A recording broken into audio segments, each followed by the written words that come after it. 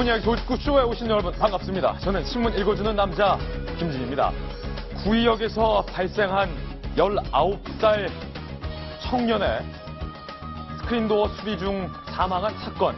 밤새 많은 시민들은 이 뉴스에 안타까움을 표했습니다. 구의역은 밤새 희생된 19살 청년을 추모하는 시민들의 발걸음이 이어졌습니다. 그런데 오늘 유족 측에 따르면 서울 메트로 측에서 아들에게도 일정 정도 잘못이 있으니 합의를 하자 이렇게 말했던 것으로 현재 전해지고 있습니다. 또 다른 논란이 불거지고 있습니다. 잠시 후 이야기 나눠보겠습니다. 오늘 조간신문들이 어떤 뉴스 보도하고 있는지 지금부터 저와 함께 하시죠. 먼저 동아일보입니다. 동아일보 일면 기사 지금 바로 공개합니다. 경유차 타고 다니시는 분들 깜짝 놀랄 만한 뉴스일 텐데요. 경유에 리터당 150원 환경부담금을 부과하기로 환경부가 검토를 하고 있습니다. 아우 기름값 또 올랐네 이렇게 생각하실 수도 있겠지만 미세먼지를 줄이기 위해서 기재부와 환경부가 짜낸 대안인데요. 경유값을 올려서 소비 억제 유도할 방침인데 대신 경유 차량에 매기는 부담금은 없앨 예정이라고 합니다. 미세먼지. 요즘 현대사회에 신경 써야 될 게 한둘이 아닌데 이제 미세먼지까지 또 신경을 써야 됐습니다. 환경부가 미세먼지를 줄이기 위한 방안들 1, 2, 3탄 준비하고 있다고 하니까 조금 지켜봐야 될 것 같습니다. 다음 신문입니다. 이번에 한국일보입니다. 한국일보 일면에 소개되고 있는 오랜만에 북한 뉴스입니다. 북한이 실패했던 무수단 미사일을 재발사하려는 징후가 우리 국방부와 정보당국에 포착이 됐습니다. 우리 군은 현재 북한의 탄도미사일 징후를 추적 중인데요. 합참에서는 이렇게 말했습니다. 북한이 무수단 탄도미사일을 발사할 징후를 보이고 있다. 북한은 강원도 원산 일대에서 무수단 미사일을 이동식 발사대, 텔이라고 하죠. 이동식 발사대 이미 거치한 것으로 알려지고 있습니다. 이 이동식 발사대가 무서운 것은 거대한 차량의 발사대가 실려있기 때문에 우리 정보당국의 레이더를 피해서 요리조리 숲 사이를 움직이면서 우리 레이더 감시망을 피하고 있다는 점입니다. 과연 북한이 이번에는 무수단 미사일 발사 성공을 할지 또 실패로 이어질지도 챙겨봐야겠습니다. 다음 신문입니다. 이번엔 조선일보 일면입니다. 대한민국의 국가 경쟁력 순위가 세상에 4계단이나 추락해서 다시 29위로 떨어졌습니다. 우리나라의 국가 경쟁력 순위, 세계경제포럼과 함께 국가 경쟁력을 평가하는 양대 기관이죠. 스위스 국제경영개발원의 지수인데요. IMF 이후 최저치로 떨어졌다고 합니다. 이유는 경영 관행 그리고 노동시장의 요인으로 인해서 하락을 했는데 아무래도 고용이 둔화되고 있는 이 추세도 낮은 점수를 받게끔 영향을 미쳤던 것 같습니다. 청년 실업도 문제인데 이 재취업도 안 되고 있고 여성들의 경력 단절도 다시 문제가 되고 있고 남성들의 은퇴 이후 재취업도 잘 안 되고 있어서 4중고, 5중고의 고용시장 손을 보긴 해야 되는데 말입니다. 다음 신문입니다. 이번에 경향신문입니다.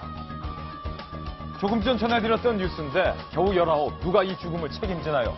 서울 광진구 지하철 구의역 승강장에서 스크린도어 정비 작업 중으로 숨진 김모 군을 추모하는 시민들이 이렇게 메시지를 적고 꽃을 놓으면서 추모를 하고 있는 모습입니다. 과연 19 죽음 누가 책임을 져야 할까요? 다음 신문입니다. 이번에 한겨레 신문인데요. 돌리면 나옵니다. 한겨레 그림 만평입니다. 가난이 보이지 않는 사회 관련된 만평인데 사망한 김군의 가방 속에는 점심을 때우려는 컵라면 하나가 발견이 됐고요. 그리고 저희 도직구쇼에서 소개해드리진 않았지만 저소득층 여학생들이 이 여성용품을 살 돈이 없어서 깔창으로 대신을 한다라는 안타까운 뉴스도 보도가 되고 있습니다. 이 젊음들에게 가난은 죄야 라고 밥 비싼 외제차 트렁크에 거액 정관 수입료를 싣고 가는 이 어른들의 모습 과연 어떻게 설명해야 될지 모르겠습니다. 그래서 전관 예우가 더 못되다고 하는 겁니다. 누구나 다 열심히 일하겠지만 변호사로 열심히 일한 것뿐인데 수십억 수백 원이 들어왔더라. 어떻게 설명해야 됩니까? 다음 신문입니다. 이번에 서울신문입니다. 정치명 기사인데요. 조응천 당선인이 홍무전을 준비하는 것 아니냐 결국 이런 의혹이 지금 불거졌습니다. 청와대 문건 유출과 연루된 인사를 잇따라 보좌관으로 기용을 해서 도대체 저희가 무엇이냐, 그 배경이 무엇이냐 관심이 모아지고 있는데요. 과연 조홍천 당선인은 청와대를 상대로, 현 정권을 상대로 또 다른 폭로전을 준비하고 있는 걸까요? 아닐까요? 잠시 후에 그 실체를 짚어보겠습니다. 다음 신문입니다. 이번에 중앙일보인데요. 돌리면 나옵니다. 많은 시청자들을 공포에 떨게 했던 수락산 살인사건. 출소 넉 달 만에 이루어진 이 살인행위. 살인범은 이렇게 입을 열었습니다. 수락산에서 처음 만난 사람을 죽이려 했다. 그런데 한 가지 미스테리는요. 피의자는 무조건 처음 만난 사람을 죽이려 했다. 묻지마였다. 이렇게 말을 하고 있는데 이 피의자를 조사 중인 경찰은 아무리 봐도 묻지마 범행은 아닌 것 같다. 이렇게 증언을 하고 있습니다. 잠시 후 수락산 살인사건의 피의자가 영장실질심사를 위해서 경찰서에서 모습을 드러냅니다. 과연 그는 이 범행 동기에 대해서 뭐라고 설명할까요? 돌직구쇼에서 생방송으로 중계해드리겠습니다. 오늘도 신문이야기 돌직구쇼는 여러분을 위한 쇼입니다.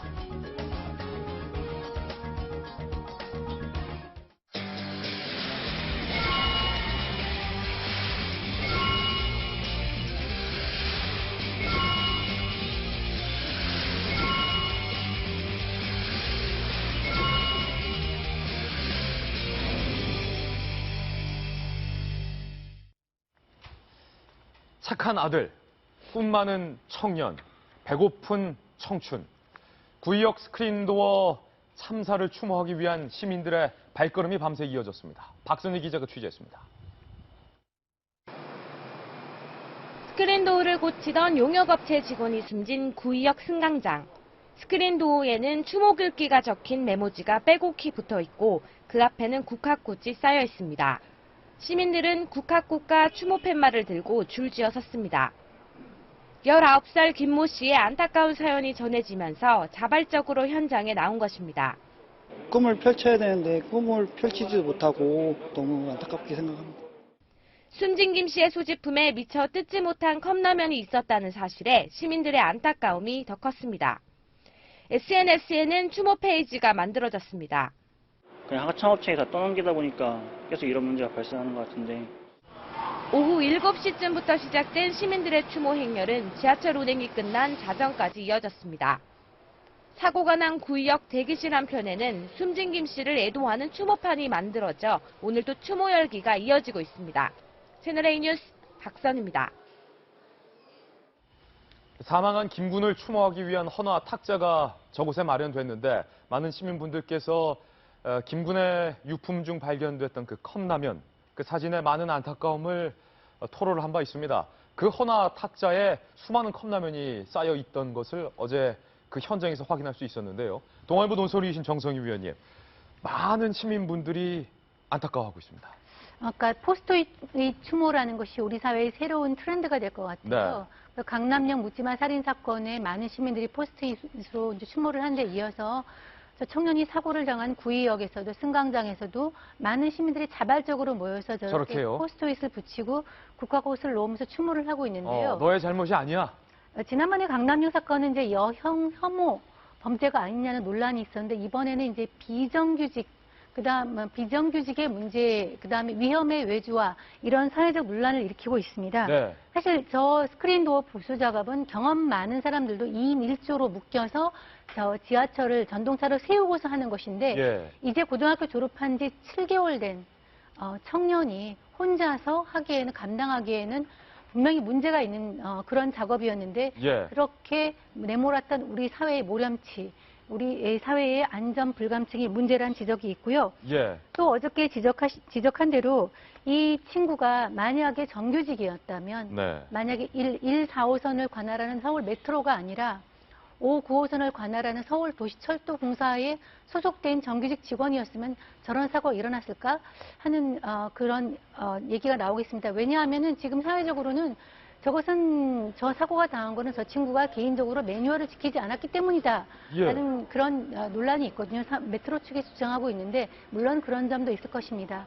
그렇지만 문제의 본질은 그렇게밖에 할 수 없었던 19살 청년이 그렇게밖에 할 수 없었던 시스템에 문제가 있다. 그걸 다시 한번 강조드리고 싶습니다. 위험한 일은 누구든지 하기 싫어합니다. 위험하고 힘든 일, 우리가 3D라고 많이 표현하는데 그런 일은 누구나 하기 싫습니다. 아무리 하기 싫은 일이라도 가격이 싸다는 이유로 시내 직장이라 불리는 서울 메트로 측에서 외주 업체에게 하청을 맡기다 이런 참사가 한두 번도 아니고 3번씩이나 발생한 건데 유가족들에 따르면 김병민 전 의원님, 예. 서울 메트로 측에서 사고가 난 직후에 유가족들을 찾아와서 미안하다는 말과 함께 합의를 권유하면서 대개 아들에게도 일정 부분 책임이 있으니 합의를 하자 이렇게 주장했다. 유가족들은 말을 하고 있는데 이게 사실이라면 더욱더 공분을 살 만한 일인 것 같습니다. 충격적이고 우리 사회 모두가 너의 잘못이 아니다라고 이야기를 하고 추모하고 있지 않습니까? 예. 이 사건의 가장 큰 책임을 가진 사람이 피해자의 유가족에게 당신의 책임입니다라고 사실 얘기하고 있다라는 이 사실을 어떻게 이해할 수 있을까요? 대개 아들도 책임이 있다. 그러니까 안전수칙을 지키지 않았다라는 거죠. 결국은 누구에게 책임이 있느냐가 나중에 가서 소송 문제라든지 보상 문제에 연결이 되기 때문에 빠른 시일 안에 이 사건에 매듭 짓고 싶어 하는 메트로 혹은 서울시 입장 그렇게 생각한다라면은 정말 더 드릴 말씀이 없을 것 같습니다. 서울 메트로는 3년 전에도 숨진 하청업체 직원의 책임도 있다. 이런 모습을 보여서 사실은 여론의 문매를 맞았었는데 똑같은 모습이군요. 똑같은 모습이고 전혀 나아진 게 없는 상황이고 이게 이제 결국 산재에 따른 보상은 일부 받을 수 있겠죠. 근데 산재에 따라 보상을 받게 되면 그동안 받았던 평균 임금에 준해 갖고 보상을 받게 된다고 합니다. 이 19살 청년이 받았던 보수 임금이 얼마였겠습니까? 예. 지금 이 하청업체 같은 경우가 서울 메트로로부터 최저가 입찰로 들어가서 계약을 했다라는 겁니다. 그러니까 가장 낮은 단계의 단가를 가지고 일하다 보니까 적은 저임금의 근로자를 썼을 수밖에 없을 거고 그런 과정에서 이런 무리수가 일어났을 거라고 생각하는데 예. 만약에 이 청년이 하청업체 직원이 아니라 서울 메트로의 직원이었다면 이런 사고가 일어나지도 않았을 뿐더러 사고가 일어났을 경우에 서울 메트로 노조부터 시작해갖고선 모든 서울시 기관이 난리가 났을 겁니다. 예. 거기에 대해서 장래 문제, 보상 문제 이것과 비교할 수 없을 정도로 많은 나름대로의 그런 이야기들이 나왔겠죠. 정말 예. 이 목이 메었고 말이 잘 안 나오는데요. 우리나라 청소년 기본법에 따르면 청소년의 나이가 9세에서 24세까지입니다. 저는 이 친구를 사실상 청소년 근로자라고 얘기하고 싶은데 청소년이죠. 남들은 대학을 다니면서 부모님에게 어리광 부릴 수도 있고 정말 아직은 세상을 조금 더 알아가야 될 시기에 이 친구가 나서서 했던 가장 험한 일. 그러니까 제대로 꽃을 피워오지도 못하고 죽음에 이렇게 만들었던 그 피해의 모든 책임은 사실상 저는 서울시에 있다. 서울시에 그리고 있다. 우리 모두에게 있다고 생각이 들거든요. 그 상황에서 이 책임을 같이 통감하고 여기에 대해서 어떻게든 다시는 이런 일이 재발하지 않기 위해서 노력을 해야 됨에도 불구하고 사건을 하루빨리 매듭지려고 하는 서울시의 태도에 저는 공분을 금할 수가 없습니다. 임순 변호사님, 유가족들의 입장을 좀 취재를 했더니 정확한 사고 원인이 밝혀지고, 그러니까 정말로 서울 메트로 측의 주장처럼 누구 책임인지 밝혀지고 서울 메트로의 책임을 인정할 때까지 장례 절차 등등에 합의를 하지 않겠다. 유가족들은 이렇게 밝히고 있는데 아들에게도 책임이 있다라는 말을 했던 서울 메트로의 변호사님이시니까 뭐 의도가 뭘까요? 나름의 매뉴얼입니다. 그 또한 모든 공공기관이나 공기업의 가장 큰 목표 중에 하나는 면책이거든요. 사고가 생기면은 면책을 위해서 첫 번째 단계를 더 밟은 건데요.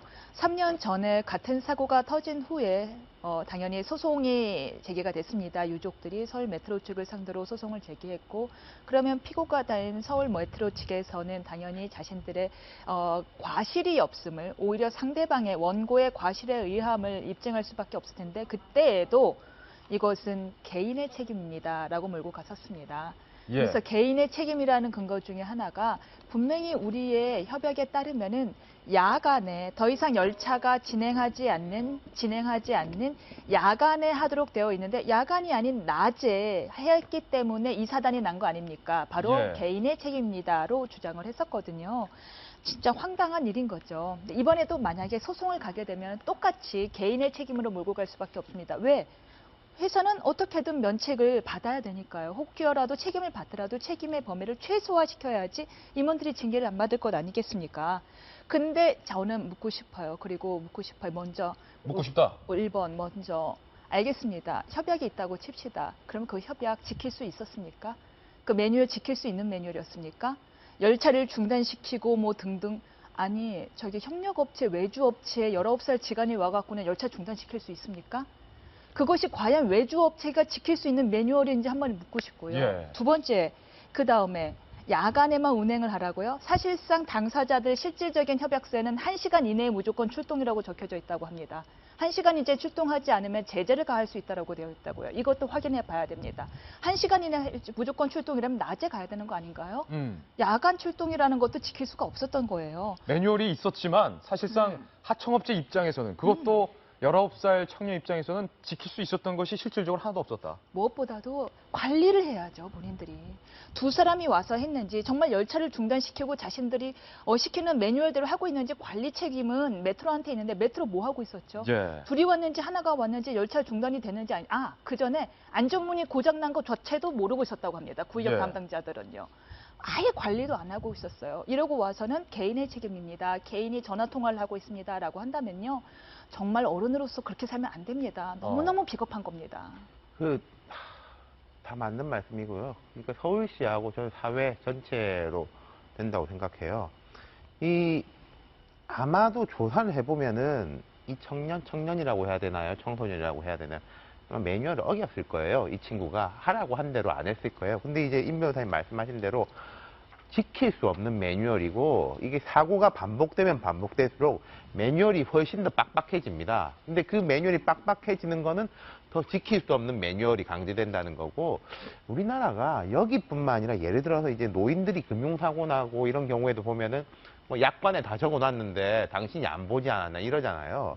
사회 책임이 점점 더 약자한테로 내려가는 사회가 돼가고 있어요. 전반적으로. 약자 책임. 정규직보다는 비정규직. 뭐 이제 말 못 알아들으면 이제 노인 책임 이런 식으로 가고 있다는 거죠. 이 면책의 부분에 달인들. 대해 가지고 좀 한번 크게 사회 전체적으로 생각해야 될 때가 된 것 같고 그리고 두 번째는 이게 청소년 근로와 관련해 가지고 몇 년 전에 그 없어진 30분 내 배달 있지 않습니까? 모 피자 회사에서 이제 30분 내에 배달을 못하면은 이제 돈을 안 받겠습니다. 이렇게 하니까 그 돈을 안 받는 거를 그 배달하는 친구한테 다 전가를 했잖아요. 그러니까 급하게 배달을 하려고 하다가 보니까 이게 교통사고가 나고 헬멧을 안 쓰고 가고 예. 지금 이야기가 약간 길어질지 모르겠는데 제가 하나 더 말씀드리자면 이게 그래서 지금 배달 직원들이 어떤 식으로 많이 돼 있냐면요. 고용을 안 해요. 과거에는 중국집이나 이제 피자 가게 예. 직원이었어요. 근데 이제는 자영업자가 돼 있습니다. 수수료를 받고 하는 19살짜리, 18살짜리, 20살짜리들이 자영업자로 해가지고 배달을 하고 있어요. 이게 안타까운 결국 거죠. 아까 말씀드린 대로 예. 책임을 분산시킨 건 좋은데 책임을 없는 사람한테 떠넘긴 거는 정말로 사회 전반적으로 생각을 다시 해봐야 돼요. 비겁하다. 우리가 이제 세월호 사건이 났을 때도 결국 우리 사회 전체의 책임이라고 하면서 사실 아무도 책임지지 않는 그런 구조를 갖고 적폐라는 건 켜켜이 세가 쌓인다고 하는데 그걸 드러낸다고 하면 사실 드러내지 못했는데 이번에도 이제 스크린도어 같은 경우는 그 지하철 내 안전사고를 막기 위해서 한 번 더 바깥에 하는 것이거든요. 자살자도 막고 사고도 떨어뜨리긴 음주나 이런 걸로 사람들이 떨어지는 것도 막기 위한 장치인데 사실 도입한 지가 한 10년, 18년 됐나요? 그런데 이제 이 스크린 도어가 고장이 나니까 그거를 수리하기 위한 사람들이 들어가면서 이렇게 계속 자살을 막기 위한 데서 계속 사고가 일어나고 있는데요. 이번 사고 역시 이 스크린 도어 업자가 최저가로 그 낙찰을 받았다는 것입니다. 최저가로 받은 낙찰자가 이윤을 남기기 위해서 결국 인건비 빼먹고 이렇게 숙련도 되지 않은 사람들 쓰고 이런 식으로 해오다 사고가 난 거예요. 안전이나 이런 것은 말은 하기 쉽습니다만 결국은 그 비용을 중시하고 효율을 중시하고 이런 기업 문화에서는 참 지키기가 어렵다. 안전은 비용입니다. 사실 이런 식으로 하게 되면 지하철 요금도 올려야 돼요. 저렇게 추모하는 것뿐만이 아니라 우리 사회가 안전에 대해서는 자기가 비용을 더 내야 된다는 그런 생각을 모든 사람들이 가져야 됩니다. 네, 19살 김군을 추모하는 분위기는 오늘도 계속된다고 합니다. 3세번이라는 말이 있습니다. 야구에서도 3세번 기회를 줬다가 안 되면 아웃이 되는데 벌써 서울 메트로 측에서만 3번째 똑같은 일이 반복되고 있습니다. 더 이상 냉정하게 말하건대 서울 메트로에서 이 문제를 자체적으로 해결할 능력은 없어 보입니다. 서울 메트로는 서울시 산하의 공기업입니다. 서울시가 이 모든 책임을 서울 메트로 측에게 전가하는 것 또한 그 역시 비겁한 일 같습니다. 저희가 준비한 다음 뉴스를 전해드리겠습니다. 돌직구 신문입니다. 조금 전 뉴스 속보로 수락산의 피의자가 영장 실질 심사를 받기 위해서 도봉경찰서를 나서는 모습 저희가 작은 화면으로 생중계해드렸습니다. 피의자는 기자들의 이딴 질문에도 아무런 대꾸를 하지 않은 채 경찰 호송차에 올랐는데요. 그런데 이 용의자 과거 똑같이 60대 여성을 살해했던 것으로 드러났습니다. 최주연 기자가 취재했습니다. 비닐봉투를 손에 든 채 도로를 건너는 남성. 수락산 여성 등산객 살인사건의 피의자 61살 김모 씨가 범행 후 비닐봉지에 담은 흉기를 버리러 가는 모습입니다. 흉기를 미리 구입한 김 씨는 전날 밤 산에 먼저 올라가 밤을 지새며 가장 먼저 만나는 사람을 살해할 생각이었다고 진술했습니다. 10시에 산에 올라가서 자기가 그 안에 있어가지고 첫 번째 만나는 사람을 상대로 살해를 해야 되겠다 이렇게 마음먹었답니다. 범행 대상을 무작위로 고른 전형적인 묻지마 범행 행태지만 경찰은 진술에 모순점이 있어서 단정할 수 없다고 설명했습니다. 그런데 채널A 확인 결과 김 씨는 2001년에도 경북 지역에 거주하던 64살 여성을 흉기로 잔인하게 살해하고 현금 2만 원을 훔친 것으로 드러났습니다. 당시 사건으로 15년형을 선고받은 김 씨는 출소한 지 불과 넉 달 만에 수락산에서 또다시 64살 여성을 살해한 겁니다. 흉기와 피의자 점퍼에서 피해 여성의 DNA를 확인한 경찰은 구체적인 범행 동기를 확인하기 위해 프로파일러를 투입하기로 했습니다. 채널A 뉴스 최주현입니다. 범인이 출소 후에 결국에는 똑같은 살인을 저지른 겁니다. 똑같이 60대 여성이었고 똑같이 피해자의 금품을 노렸던 정황이 발견이 되고 있는데요. 피의자는 이렇게 말했습니다. 수락산에서 처음 만난 사람을 죽이려 했다. 그런데 한 가지 미스테리한 점은요. 경찰 측이 밝히고 있는 이 범행 동기가 피의자 스스로 밝힌 것과 조금은 다르다는 겁니다. 경찰 측에서는 묻지마 범죄가 아닌 것 같다라고 밝혔습니다. 경찰 관계자의 발언을 한번 살펴보겠습니다. 노원경찰서 수사관이 밝힌 내용인데요. 과연 피의자가 밝혔던 범행 동기와 경찰이 밝힌 범행 동기 무엇이 다를까요? 김 씨가 범행 직후 피해자의 주머니를 뒤지고 진술이 오락가락하는 점 등등을 들어서 묻지마 범행이라고 생각하지 않는다. 임순 변호사님, 피의자 스스로가 밝힌 범행 동기와 경찰이 보고 있는 범행 동기가 다른 것 같은데 이거 어떻게 된 일입니까? 묻지마 범행인지 아닌지가 지금 조금 화제가 되는 것 예. 같아요. 왜냐하면은 피의자의 말에 따르면은 산에 올라가서 맨 먼저 보는 사람을 살해하려고 했다라고 하는 걸로 봐서 일단은 살해 대상자가 특정되지 않았으니 묻지마 범죄 아니냐라고 한 건데 묻지마 범죄는 한 두어 가지 요건이 필요한 것 같아요. 가장 중요한 요건이 일단 피해 대상이 특정되지 않았다는 거랑 두 번째는 목적이 없다라는 예. 건데 아마 경찰 쪽에서는 피해 대상이 처음부터 특정되진 않았지만 목적은 있는 거 아니냐로 보는 것 같아요. 그 목적은 아마도 금품일 수도 있고 혹은 다시 감옥에 들어가려는 목적일 수도 있고요. 지금 CCTV 네. 화면에 잡히고 있는 저 남성이 바로 용의자인데 인근 슈퍼마켓에서 과도를 구입한 이후에 산으로 올라가고 있는 준비를 하려고 과도를 산 장면. 그리고 이 모습은 범행 직후에 피가 묻은 과도를 버리고 빠른 발걸음으로 현장을 이탈하는 그런 장면인데요. 네, 그렇죠. 이제 피의자가 이미 자백을 하긴 했지만 우리 형법에 따라서 자백을 했더라도 정황 증거가 있어야지만 처벌이 가능한데 그 정황 증거를 이제 경찰이 찾아낸 겁니다. 예. 그래서 살인 혐의로 규율하는 거는 문제는 없어 보이는데 중요한 거는요. 이 피의자가요. 피의자가 이미 이제 지난 1월에 출소를 했는데 15년 전에 저지른 게 강도살인죄잖아요. 예. 굉장한 강력범행이었잖아요. 그렇다면 당연히 출소를 했을 때 그것이 우범 대상자로 지정이 됐어야 된다는 거죠. 우범 대상자로 당연히 지정된 거 아닙니까? 안 됐다라고 합니다. 안 됐어요. 네. 출소한 지 불과 기간이 얼마 안 됐는데도. 4개월이 되지 않았습니까? 그러니까 어디서 했어야 되냐면은 체포 당시에 관할서에서 했어야 되는데 그곳은 관악서였다라고 해요. 근데 관악서에서는 올해 1월 7일 날 교정시설로부터 연락을 받았다라고 합니다. 이 사람 나간다라고 했더니 근데 관악사 쪽에서는 출소한 김 씨의 주거지가 변경이 돼서 당연히 변경됐겠죠. 15년 동안 감옥에 가 있었는데요. 일단 이후로 그냥 우범자 등록을 더 이상 하지 않았다라고 해요. 그러니까 이 수감시설에서는 관할서에게 알려주긴 했어요. 알려줬습니다. 이 사람 살인범인데 출소한다. 잘 관리하시라. 네. 라는 걸 했는데 관악서에서는 그냥 속 놓고 있다가 근데 3월에 김 씨의 거주지가 안산으로 변경됐다고 해요. 그러면은 근데 관악서가 그것까지 파악을 했다고는 해요. 그러니까 우범자로 등록은 안 했어도 대충 어디 있는지는 보고 있었나 봐요.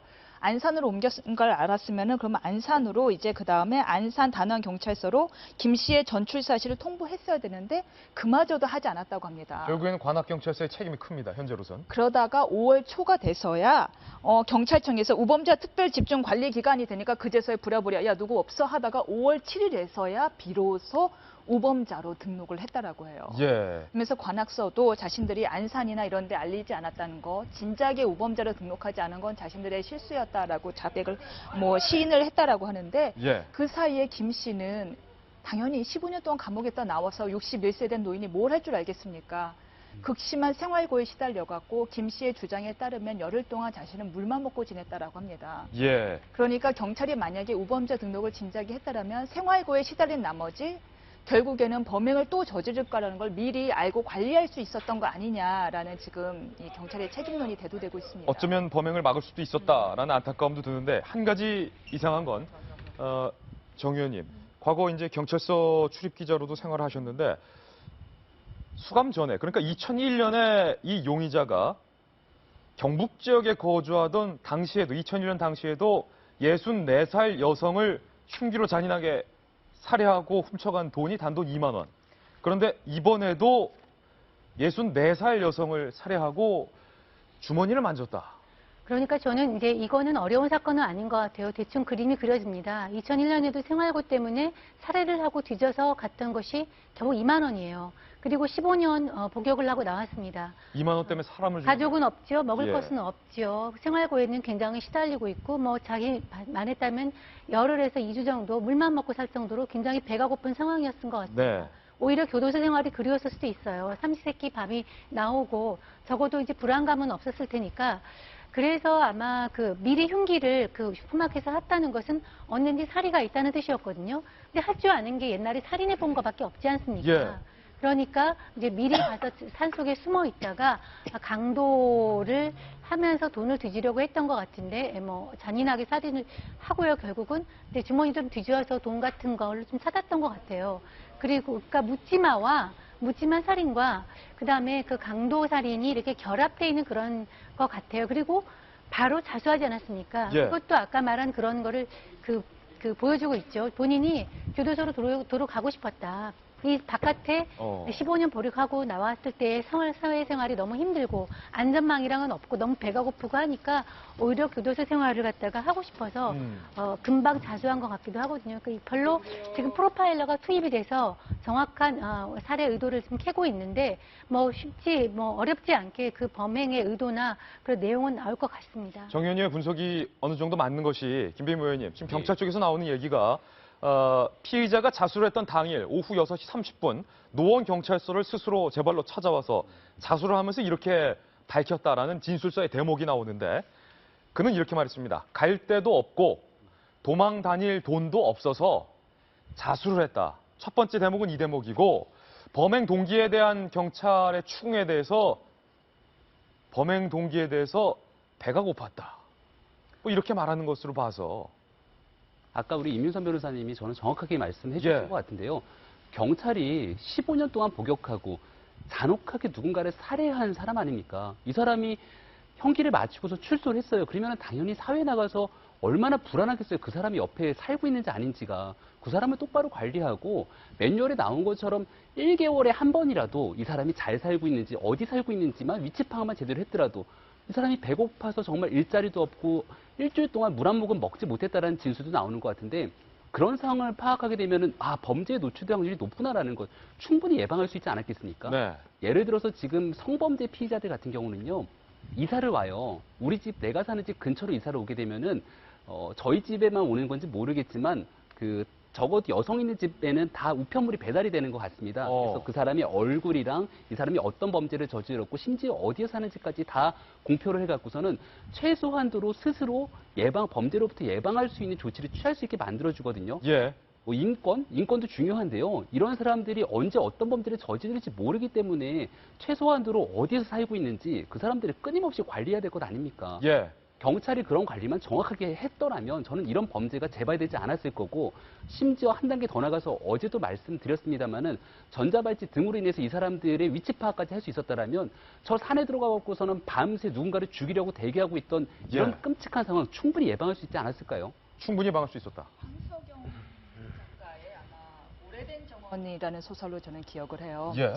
그 주인공이 감옥에 오래 있었던 사람을 주인공으로 합니다. 근데 중간에 뭐죠? 왜 아버지 상 때문에 잠깐 나오는 거 뭐라고 하죠? 이휴. 그것 때문에 이제 잠깐 나옵니다. 그래서 잠깐 나오는데 이제 바로 옆엔 당연히 관리원이 옆에 붙어 있죠. 교도소에 있는 그 직원이요. 그래서 이제 잠깐 이제 그 상을 치르기 위해서 올라가는데 잠깐 휴게소에 들립니다. 화장실을 다녀와요. 휴게소에 들려서 화장실을 가는데 거기서 남자 주인공이 갈 길을 못 찾고 갈팡질팡을 합니다. 예. 왜 그러냐면은 자기는 이제 너무 오랫동안 감옥에 있었기 때문에 혼자서 어디를 감시 없이 혼자서 어디를 갔다 오는 것 자체가 두렵고 어떻게 해야 될지를 모르겠는 거예요. 예. 갑자기 주어진 자유가. 그래서 그 휴게소 화장실 가는 그 상황에서도 걷지도 못하고 돌아오지도 못하고 갈팡질팡하는 그 장면이 굉장히 상세하게 묘사가 되거든요. 저는 그게 조금 연상이 돼요. 아마 극악한 범죄를 저지른 사람이었지만 사회에 나와서 아무것도 못하고 갈팡질팡 했었을 겁니다. 예. 이런 사람들, 15년도 있고 결국 나올 사람들에 대해서 우리가 어떻게 관리를 해야 될지, 그들을 예. 어떻게, 좀 오래된 표현이지만 계도해야 될지 고민을 심각하게 해야 될 것 같아요. 지금 이제 영장실질심사 시작했는데, 그러니까 영장 청구, 구속 여부가 결정이 될 것으로 보이는데, 어렵지 않게 구속영장 나오겠죠? 당연히 구속이 되겠죠. 구속이 될 것이다. 증거도 어렵지 있고. 않습니다. 네, 본인이 예. 자백도 했고요. 네, 여기까지 듣겠습니다. 이번엔 저희가 준비한 다음 도직구 신문을 공개하겠습니다. 정보기관의 최근 보고에 따르면 앞서 13명의 북한 여종업원들의 대량 귀순, 이것과 같은 대량 귀순 일들이 앞으로 본물 터지듯 일어날 것이다. 정보원의 최근 이런 보고도 있었다는데요. 관련된 뉴스입니다. 도직구 신문을 통해서 만나보시죠.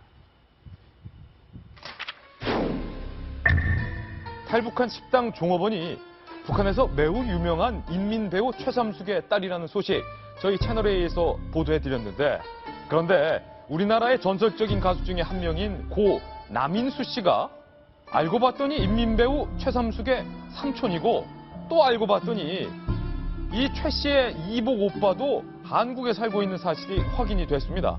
조아라 기자가 취재했습니다. 북한 최고 가수의 딸로 지난달 탈북해 한국에 들어온 이모 씨의 친척이 남한에 있다는 사실이 채널A 취재 결과 확인됐습니다. 최태원 씨는 한국 원로 가수 남인수의 월북한 형, 고 최창도 씨의 아들이자 최삼숙의 이복 오빠, 탈북 종업원 이 씨의 외삼촌이 되는 셈입니다. 아버지 최 씨가 월북한 뒤로는 남한에 남아 남인수 밑에서 자라왔습니다. 최태원 씨는 조카의 탈북 소식을 듣고 하나원에 접견 신청을 했습니다. 이쪽에서 원해서 빨리 면회가 안 되겠냐고 그랬더니 알아서 그쪽에서 해줄 테니까 기다리라고 그랬대요. 최 씨는 과거 최삼숙이 중국 순회 공연을 할 때 만남을 시도했지만 전화 통화로 만족해야 했습니다. 그래요. 잘 있다는 얘기인데 처음에 전화 받자마자 나는 장군님 덕택에 잘 살고 있니 그걸 하더라고. 하지만 실상은 달랐습니다. 친언니 최연숙 씨가 최삼숙을 보기 위해 프랑스 교민 신분으로 3년 전 평양을 방문했는데 북한 예술인에게 수여되는 가장 높은 칭호인 인민배우라는 지위에 걸맞지 않을 정도로 살림이 어려웠던 것. 근데 사는 게 아니더래. 별로 아파트가 국가에서 줬다는 걸 사는데 또 올라갔는데도 엘리베이터가 고장이 나서 걸어 올라다니고 뭐. 적십자사는 최근 최 씨에게 이복 동생을 만날 의사가 있냐고 연락했다고 합니다. 최 씨는 이 씨가 하나원에서 출소하면 꼭 만나고 싶다는 희망도 피력했습니다. 채널A 뉴스 조아라입니다. 윤태국 시장님, 아마 시청자분들 중 대다수가 이 고 남인수 씨 기억하시는 분들 많을 텐데 연배가 좀 되신 분들은 그러니까요. 아마 뭐 거의 아실 겁니다. 현인 남인수 이러면 한 50년대, 40년대 독보적인 가수였었죠.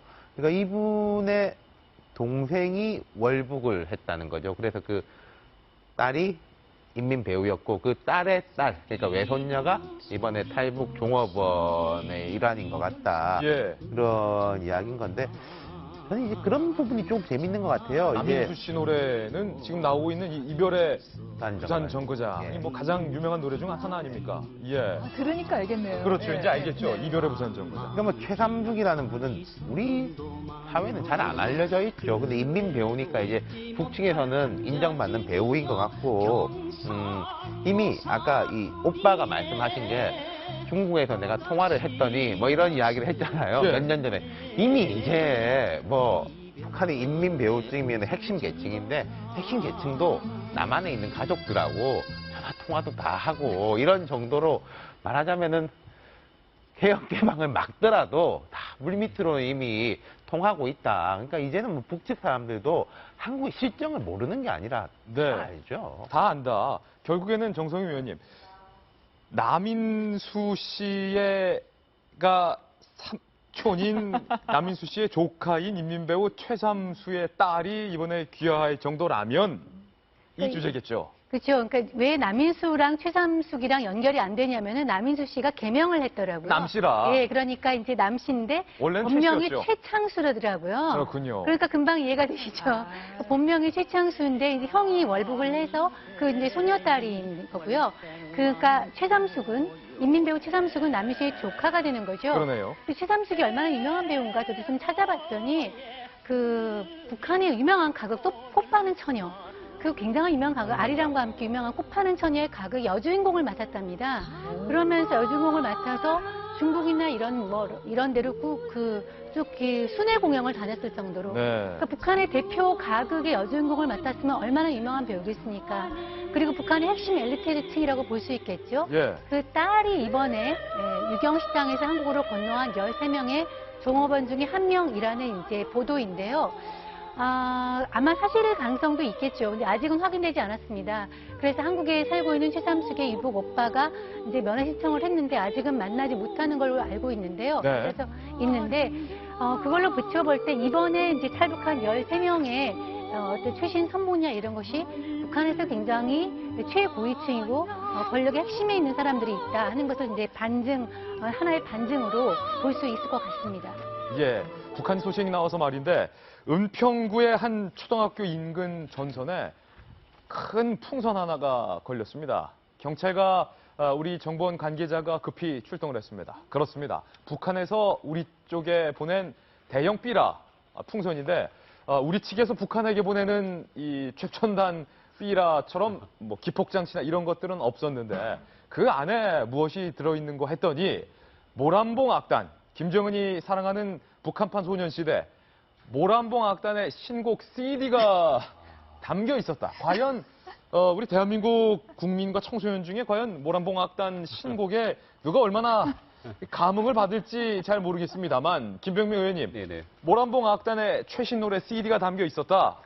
충격적입니다. 그러게요. 신곡 발표를 이런 식으로 하나 싶기도 한데요. 예. 북한 같은 경우는 노동당 대회 이후로 우리 대한민국 정부에 끊임없이 대화의 손짓을 보내왔습니다. 근데 우리 대한민국 정부는 단호하게 잘랐죠. 국제사회 속에서의 지속적인 압박을 우린 계속해 가겠다. 핵무기를 포기하지 않는 이상, 핵개발을 포기하지 않는 이상 대화는 없다라는 얘기를 했기 때문에 북한 입장에서는 이참에 삐라나 한번 보내버려 하고 날린 게 아닌가 싶은데요. 그게 또 걸렸어요, 전선에. 네, 전설이 걸렸고 CD도 한 50여 장 정도가 들어있었다라고 네. 하고 여기 모란봉 악단에 CD도 들어있었고요. 그리고 청와대를 좀 약간 개그도 아니고 똥화대라고 표현해갖고서는 삐라를 보냈다라는 겁니다. 우리 청와대를 똥화대다. 네, 그러니까 이 정도 수준이면 좀 약간 귀엽게 보낸 것 같아요, 수준을. 좀 유치하네요. 예. 과거 같은 경우는 유치해요. 뭐 우리 대통령을 향해서 입에 담지 못할 막말들을 담아서 보내기도 했었는데 네. 청와대를 뭐 똥화대 정도로 표현한 거 보면은 우리는 여전히 대화를 하고 싶다라는 손짓을 여러 각도로 이런 삐라 형태를 통해서 보낸 게 아닌가라는 생각도 듭니다. 네, 조심해야 될 것 같아요. 저 모랑반 악단 CD가 만약 당연히 국정원이나 이런 데서 먼저 볼 거 아니에요. 42분 10초 트랙이네요. 저는 바이러스를 심었을 가능성도 있다고 보거든요. 어. 그거 아마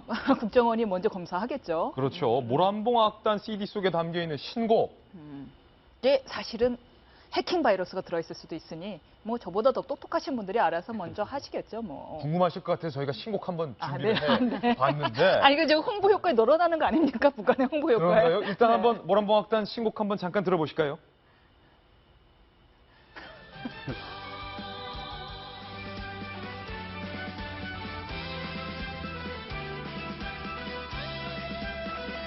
북한에서는 신곡 이렇게 안 쓰고 새로 나온 노래 이렇게 쓰는데 뭐 더 들을 것 없을 것 같아요. 뭐 김정은에 대한 찬양 일색인데 감사를 드립니다. 당이요. 뭐 노동당 큰 대회, 7차 대회를 앞두고 발표된 신곡이었던 만큼 뭐 이 당에 대한 찬사가 이어졌던 그런 겁니다. 오늘은 속보가 좀 많습니다. 북한 관련한 뉴스 속보 저희가 조금 전 띄워드렸는데요.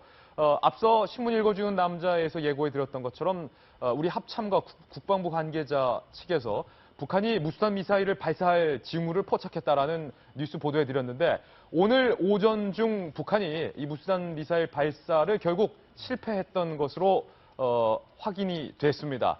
실패할 줄 알았습니다. 이 무수단 미사일 발사, 이동식 발사대에서 발사하는 게 보통 어려운 일이 아닌데 실패했다는 뉴스 속보까지 전해드리겠습니다.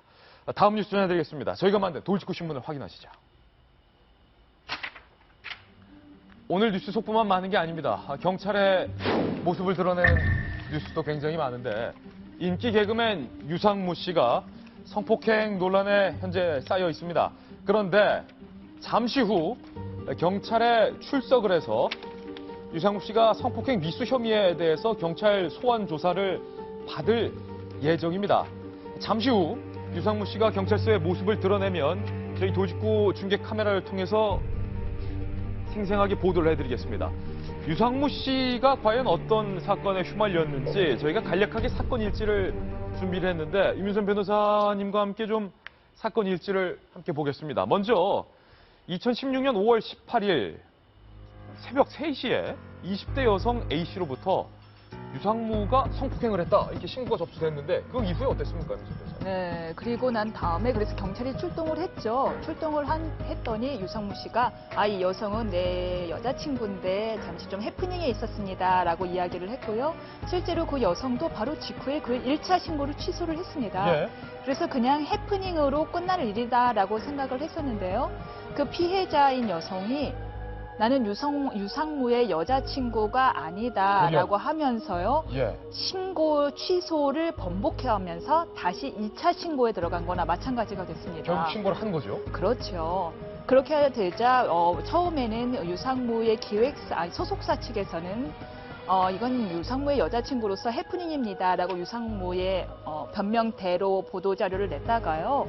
그 이후에는 여자친구인지 아닌지 둘의 관계는 우리는 사적 영역이라 말씀드릴 수는 없습니다. 다만 뭐 성폭행까지는 아닌 걸로 알겠습니다라고 보도자료를 낸 후 지금 유상무와 소속사 모두 침묵을 지키고 있는 상황입니다. 예. 유상무 씨가 나의 여자친구와 벌어졌던 해프닝이다, 아니다 이런 논란이 있었는데 그 와중에 한 매체에서 내가 진짜 여자친구다라는 또 다른 여성이 등장을 했는데요. 그 진짜 여자친구다 라고 주장했던 여성과 유상무 씨가 나눈 문자 메시지까지 공개가 되면서 유상무 씨 사건이 더욱더 크게 논란이 불거졌습니다. 바로 이 문자 메시지였습니다. 뭐 해요? 코미디 빅리그죠. 녹화하고 있어요. 보고 싶어요. 나도 이렇게 그립다. 자기가 너무 좋다. 보고 싶어. 이렇게 말하면 나 널 사랑해. 자기 사랑해. 무슨 일이냐? 좀 안 좋은 일이 생겼어. 사건이 불거진 이후죠. 그렇죠. 그래서 결국 진짜 여자친구라고 주장하는 여성이 헤어짐을 고하는 사랑이 아니다. 인연이 아니었나 봐요. 그러니까 유상무 씨가 오빠를 버리지 마라. 사랑한다. 문자 메시지를 보면 임전 변호사님 진짜 연인 간에만 나눌 수 있는 그런 문자 메시지를 보이는데 진짜 여자친구라고 주장하는 여성과 저런 문자 메시지를 주고받을 동안에 이 신고 여성 A씨와의 성폭행 미수 혐의 논란이 불거진 것이죠. 그렇죠. 이제 지금 A 씨라는 분이 디스패치를 통해서 단독 보도가 됐는데요. 그 여성도 자신이 진짜 여자친구라고 얘기한 적은 없습니다. 뭐냐면 나와 같은 피해자가 더는 생기지 않았으면 좋겠다라고 하면서 문자 메시지를 공개했는데 이 A 씨가 피해자 신고한 여성이 아니고요. 디스패치 문자 내역을 공개한 A 씨는 유상무 씨를 어떻게 만났냐라고 했더니 SNS의 메신저를 통해서 알게 됐다라고 이야기를 합니다. 메신저를 통해서 알게 됐다. 유상무 씨가 먼저 아마 A 씨의 미모가 뛰어난 모양이죠. 그러니까 이 문자 메시지를 공개한 또 다른 여성. 네, 그렇죠. 아마 이제 친해지고 싶어서 이런저런 장난을 치면서 하다가 그걸 계기로 전화 통화를 하게 됐고요. 그 이후로 만나게 됐는데 A 씨의 문자 메시지 보면 잠깐 다시 보여줄 수 있을지 모르겠지만 네. 그렇게 해서 만나게 되는데 막상 유상무 씨가 자신에게 별로 또 이렇게 적극적인 모습을 보이지는 않는 거예요. 막상 말은 막 문자는 보고 싶다라고 문자는 보내면서 보자는 말을 안 하니까 A 씨가 오빠 실망이다. 이렇게 되면 나도 더 이상은 별로 안 보겠다. 말로만 보고 싶다고 하면서 오빠였군요. 말로만 보고 싶다고 하면서 결국은 보러 오는 건 귀찮은 거 아니냐라고 하자 유상무 씨가 그렇지 않다. 오빠는 정말 미치도록 일만 하고 너만 너무 보고 싶다.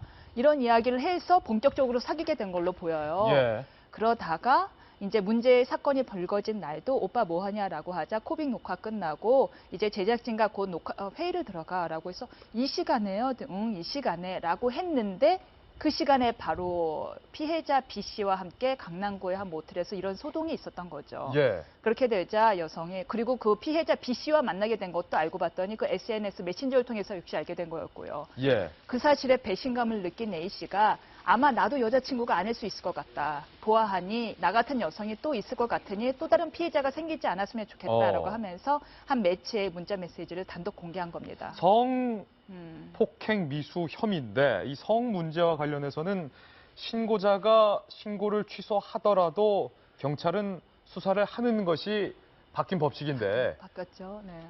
신고자가 취소를 했더라도 수사는 진행하는데 신고자가 취소를 했더라면 경찰이 조용하게 내사를 했을 텐데 신고자가 취소를 번복 그러니까 결과적으로 다시 신고를 했기 때문에 이렇게 공개적으로 경찰에 출석을 요구해서 소환 조사를 한다. 경찰은 이렇게 밝혔는데요. 그렇죠. 원래 이제 뭐 친고죄가 더 이상 아니기는 하지만 그래도 성폭행 미수인 거죠. 성폭행 미수인데 상태에서 여성이 더 이상 원치 않을 때는 처벌을 원치 않을 때는 결국에는 사실관계마저도 없는 걸로 해버리니까요. 그렇게 되면 경찰이나 검찰 입장에서는 불기소로 갈 수밖에 없거든요. 피해를 받지 않았다라고 얘기하면.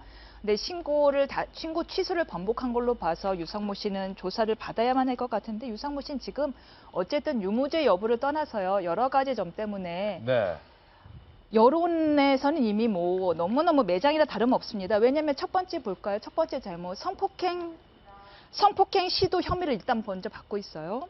두 번째, 여자친구라고 거짓말을 했어요. 알고 봤더니 한두 번 만난 사이였는데 세 번째는 알고 봤더니 그 같은 여성이 또 한두 명이 아니었어요. 최소한 2명이었어요. 이렇게 되니까 첫 번째 혐의에 대해서는 한 여성을 희생양으로 씹었죠. 두 번째, 거짓말한 거에 대해서 온 국민을 또 상대로 거짓말을 했죠. 세 번째, 양다리 이상을 거친 거에 대해서는 또 상대 여성에게 또 거짓말을 했죠. 무차별적 거짓말을 해버린 거예요. 노원경찰서에 이제 곧 유상무 씨가 모습을 드러낼 텐데 사랑을 많이 받고 있는 유명 개그맨이기 때문에 과연 뭐라고 밝힐지 일단 노원경찰서로 화면을 돌리겠습니다. 네, 유상무 씨가 지금 모습을 드러냈습니다. 취재진이 물어볼 텐데요. 어떻게 답변하는지 들어보겠습니다. 먼저 심려를 끼쳐드려서 정말 죄송합니다. 사건에 대한 모든 것들은 정말 진실되게 있는 그대로 다 경찰 조사를 통해서 명백하게 밝히도록 하겠습니다. 죄송합니다. 혐의는 인정하시나요? ACR 여자친구를 했어요. 선생님이라고 하셨는데 저기 지금 같은 입장이신지. 강남경찰서에 현재 출석을 한 모습인데 임선 변호사님, 유상무 씨가 심려를 끼쳐드려서 죄송하다. 그리고 경찰 조사를 통해서 모든 것은 성실하게 답하겠다. 사실은 어떻게 보면 정해진 그런 답변. 그러게 말이에요. 그리고 항상 저렇게 연예인들은 조사를 받으러 나올 때 이렇게 꼭 검정 옷을 빼고 오는지 모르겠어요. 그래서 이렇게 검정 옷을 다 이렇게 꾸미고 올 정도의 정신이 있을지 모르겠는데 역시나 검정 옷을 빼고 와서 사실 그대로라고 이야기를 했는데요. 과연 뭐 사실을 그대로 이야기할지는 의문이에요. 의문인데 이제 그렇다면 유성무 씨가 뭔가 다른 해명을 할 수도 있다. 처벌을 피하기 위해서. 대부분의 범죄인들이 그렇죠. 거기에다가 지금 범죄가인지 아닌지 알 수가 없지만 조금 전에 말씀드린 것처럼 무차별적인 거짓말을 한 사람이라서 과연 경찰에서는 어느 정도까지 솔직하게 이야기를 할지 걱정인데 예. 전 유상무 씨보다 더 걱정해서 유상무 씨는 그닥 걱정이 안 되고 더 걱정되는 사람들은 지금 함께 프로를 하고 있는 다른 개그맨들입니다. KBS2, 그러니까 KBS에서 새 예능 프로그램 어느 날 갑자기 외계인이란 예능 프로그램에 유상무 씨가 출연하기로 했고 다른 동료 개그맨들과 함께 첫방 녹화까지 했는데 그럼 이 방송 프로그램 어떡합니까? 외계인 KBS 거. 그러니까요. 지금 그래서 첫방을 못하고 있다라고 합니다. 어허. 이미 다 찍었는데 도저히 편집으로도 걷어낼 수가 없는 상황이어갖고 못 내모으고 있는데 여기에 개그맨이 유상무 씨를 포함해서 12명이 들어가 있다라고 해요. 개그맨들 대거 나오네요. 그러니까 이 아심차게 이제 KBS의 개그맨들의 삶을 좀 더 부흥시키겠다. KBS 개그를 다시 르네상스를 부흥하겠다라는 목적을 가지고 만든 프로인데 지금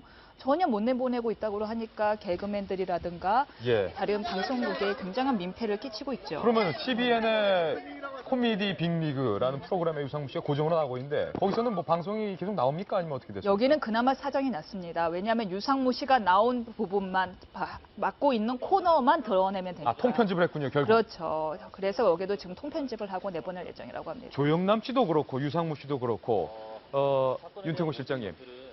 공인이라고까지는 설명할 수 없겠지만 그래도 많은 대중의 사랑을 받고 있는 연예인들이 사고가 터진 것보다도 사고를 수습하는 과정에서 해명하고 있는 그 거짓말들이 사실은 더 국민들의 공분을 사는 것 아니겠습니까? 그렇죠. 저는 이제 막 섞여 있는 느낌이 들어요. 그러니까 이 사람에 대한 도덕적 단죄와 관음증과 이제 불법이라든지 이런 부분에 대한 의혹들이 막 섞여 있는데 좀 떼서봤으면 좋겠다. 네. 유상무 씨가 진짜로 성폭행을 시도했다고 하면은 그거는 정말로 엄하게 처벌받아야 되는 거고요. 예스민지 예스, 노민지 노라는 이야기도 있지 않습니까? 예. 이런 경종을 울리는 계기가 돼야 되는 거고. 근데 두 번째로 이 양반이 이게 평소에 말하자면 나쁜 바람둥이였다. 우리가 이제 막 욕은 할 수 있겠죠. 그렇지만 그게 이렇게 공중에서 또 이렇게 법적 심판과 혼재돼 가지고 갈 건 아니라고 보거든요. 근데 평소에 또 그런 거를 나쁜 남자식으로 이걸 마케팅에 활용해 왔다면은 이게 또 역풍이 커지는 거는 어떻게 보면 감수해야 될 일인 것도 같습니다. 유상무 씨 나이가 적지 않은 나이기 때문에 철없는 짓이었다라고 해도 해명이 잘 안 될 것 같습니다. 경찰 조사 결과를 좀 지켜봐야 될 것 같습니다. 이번에는 저희가 준비한 본격적인 정치권 뉴스 전해드리겠습니다. 다음 도지구 신문입니다. 20대 국회가 시작이 됐습니다. 이제 국회의원 사무실도 배정받았고 국회의원들이 함께 일할 보좌진도 채용을 하나 둘 하고 있는데 그중에서도 조응청 당선인의 이 보좌진 채용이 심상치 않다라는 이야기가 나오고 있습니다. 혹시 현 정권에 대해서 폭로전이 시작된 것 아니냐라는 이야기가 나오고 있는데 과거 청와대 문건 유출 사건과 연루돼 있는 보좌진을 조응천 당선자가 채용을 했다는 사실이 불거지면서 이런 의혹도 함께 불거지고 있습니다. 그런데 더불어민주당의 우상호 원내대표의 불과 얼마 전에 발언이 다시금 회자가 되고 있습니다. 우상호 원내대표 이렇게 말했습니다. 조응청 당선인이 정권의 내부 상황을 잘 알고 있다. 박근혜 대통령과 새누리당이 긴장해야 할 것이다. 이젠 정권의 내부 상황을 알기 때문에 제대로 된 국정운영 기조가 아니면 하나씩 터뜨리겠다. 조응청 당선자와 대화해보니 많은 것을 알고 있다라고 하더라. 기대해도 좋다. 우상호 원내대표가 이렇게 밝혀서 지난 5일 정계가 왈카닥 뒤집혀졌습니다. 우상호 원내대표는 그 이후에 논란이 일자 그런 취지는 아니었다라고 해명을 했지만 김병민 의원님, 조응천 당선인이 당시 문건 유출과 관련된 당사자들을 보좌관으로 채용하면서 결국 우상호 원내대표 말이 사실 아니냐 이런 지금 시선을 받고 있어요. 그런 의혹이 일 수 있죠. 일단은 국회의원 어제 이제 임기가 시작이 됐으니까 20대 국회가 개원이 됐고 국회의원 한 사람은 너무 바빠요. 지역구 활동부터 시작해서 해야 될 일이 너무너무 많기 때문에 실제 국회에서 대정부를 대상으로 하는 국회의원의 모든 활동들을 뒤에서 서포트하는 건 보좌관들의 역할이거든요. 그중에 핵심 보좌관이라고 할 수 있는 건 4급 보좌관과 5급 비서관을 둘 수 있습니다. 예. 근데 이 두 사람을 사실상 청와대에 같이 있었던 청와대에서 행정관으로 그 문건 유출 사건에 같이 역할을 담당했던 사람을 4급 보좌관에 임용을 했고 그분은 청와대 문건 유출 사건과 관련해서 사표를 냈던 그렇죠. 분이군요. 맞습니다. 예, 오창유 보좌관을 임용을 했고요. 5급 비서관은 또 굉장히 다채로운 이력을 갖고 있는 게 우리가 잘 알고 있는 바로 박 대통령의 동생이죠. 박지만 이지회상의 비서 출신입니다. 예. 그분을 이제 5급 비서관으로 채용을 하면서 결국 이 모든 것들이 과거에 있었던 문건 유출 사건과 관련된 내용들을 가지고 현 정부를 압박하려는 의도가 있는 게 아니냐라는 의혹을 받고 있는데 또 다른 한 명 5급 비서관은 박지만 회장의 비서 출신인데 박관청 경정으로부터 이른바 정윤회 문건을 받아서 박지만 회장에게 전달하기도 했던 인물이군요. 그런 중간의 공통점들을 다 갖고 있는 인물들이죠. 그러니까 쓸 수 있는 인력 중에 가장 최고의 인력들을 가지고 어찌 보면 청와대 문건 유출과 관계 있는 사람들을 바로 자리에 앉혔다라는 건데 그것만으로도 의혹이 있을 수 있는 거죠. 예. 조홍천 당선 이제 의원이죠. 조홍천 의원 입장에서는 보좌진이라는 게 손발이 가장 잘 맞고 마음이 맞는 사람들이 해야 될 것 아니냐라는 얘기를 하고 있는데 두 측면 다 일리가 있는 것 같고요. 결국 결과론적으로 봤을 때는 우상호 원내대표가 얘기했던 것처럼 진짜로 이게 현 정권에 대한 폭로 압박용으로 쓸 건지 아니면 조홍천 의원이 얘기하는 것처럼 나는 지나간 일에 대해서는 입을 다 닫고 예. 거기에 대해서는 절대로 이야기하지 않을 거다. 왜냐하면 사실상 청와대에서 근무했던 그 내용들을 가지고 밖에 나와서 얘기하는 것 자체가 불법이지 않습니까? 예. 그래서 그런 내용들에 대해서는 우리가 조금 더 지켜보면 답을 알 수 있겠죠. 조홍천 의원이 우상호 원내대표의 발언 이후에 이렇게 본인의 입장을 밝힌 바 있습니다. 내가 청와대에서 일하던 시절 얘기는 절대 꺼내지 않는다고 다시 한번 강조합니다. 동아일보 기자와의 인터뷰에서 이런 말을 확인을 했는데 유태호 실장님, 안 그래도 야당을 가면서 이 현 정권의 비리를 갖고 폭로하는 거 아니라는 의심을 받고 있는데 우상호 원내대표의 앞선 발언 때문에 더욱더 의심을 사고 있어요. 어찌됐건 조홍천 의원이 화제의 인물인 거는 분명합니다. 그러니까요. 예를 들어서 국회의원 보좌진이 이것도 초선 의원이 이렇게 주목받는 것은 제가 안철수 의원하고 같이 갈 때 이후로 처음인 것 같아요. 본인 얘기하시는 거죠. 예. 근데 뭐 정말로 그렇거든요. 실제로 그렇거든요. 초선 의원이 보좌관 누가 썼는지 사실 초선 의원도 관심이 없는데 초선 의원 보좌관은 뭐가 관심이 있습니까? 맞습니다. 이 오창유 국장, 저희는 이제 국장이라고 많이 불렀었는데 청와대 행정관이었고 이분이 문건 유출 사건에 직접 연루돼서 조사받은 인물은 아니에요. 오창유 보좌관은 어떤 일이 있었냐면은 그때 이제 조홍천 비서관에 대해서 청와대 내부에서 조사를 할 때 조홍천이 뭐 이런 잘못됐다고 했다는 것을 이렇게 당신도 이야기해라. 그러니까 이 사람이 잘못된 지시를 한 적 없다. 나는 이런 자술서를 쓸 수가 없다라고 사표를 내고 나온 분이거든요. 그래서 이분은 직접적인 뭐 문건에 손을 댄 분은 아닙니다. 그러니까 조홍천 의원 입장에서는 조금 이제 책임감 같은 것도 느꼈을 것이고 또 이제 오창유 보좌관이 원래로 따져보면 새누리당 보좌관 출신이기도 해요. 새누리당 보좌관 출신이다. 그러니까 뭐 이런 역량을 충분히 갖춘 인물인 것 같고 문제는 이제 우상호 원내대표 이야기였었죠. 우상호 원내대표. 제가 볼 때 조홍천 의원이라든지 주위 인물들은 슬쩍슬쩍 칼만 보여주면서 제일 무게 있게 잘하고 있거든요.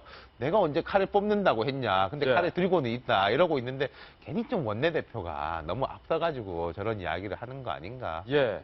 아니 땐 굴뚝이 연기 나라라는 속담도 있고 까마귀 날자 배 떨어진다라는 속담도 있는 것은 그만큼 의혹의 중심에 있는 사람은 몸가짐을 조심해야 된다라는 말로 해석이 되기도 하는데 그러니까 조홍천 의원이 야당행을 선택했을 때도 결국에 야당이 조홍천 의원 본인의 의지와는 상관없이 대선 때라든지 중요한 선거 때 조홍천 의원이 갖고 있는 현 정권의 핵심 정보를 공격하기 위해서 영입하지 않았겠느냐라는 시각이 많았어요. 본인도 그걸 부인하지 않았죠. 예. 근데 다만 이제 법상으로 문건을 가지고 나올 수는 없습니다. 본인 말도 얘기했지만 머릿속에 다 있는 거죠.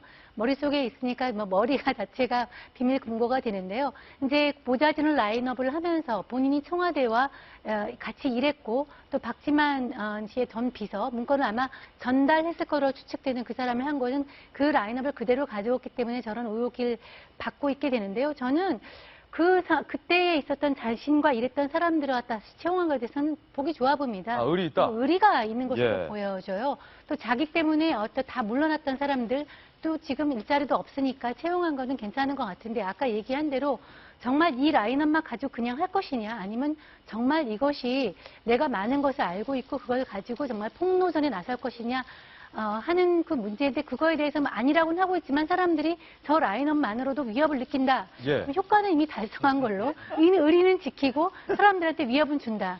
효과는 달성한 걸로 보입니다. 머리가 좋죠. 일각에서 김병민 전 의원님, 국회 내부를 제가 취재하다 보니까 이런 얘기를 조심스럽게 하는 분들 밝혀도 될지 모르겠습니다만 조홍천 의원이 구체적인 문건을 청와대에서 가지고 나오진 않았지만 현 정권을 향해서 치명적인 내용이 될 수 있는 극비 사항을 문서 형태로 쥐고 있다라는 설들도 돌고 있던데 만약에 조홍천 의원은 아니라고 밝혔지만 우상 원내대표 등의 압박으로 인해서 결국에는 그런 정보를 공개하지 않으면 안 될 상황에 몰린다면 어떤 선택을 해야 됩니까?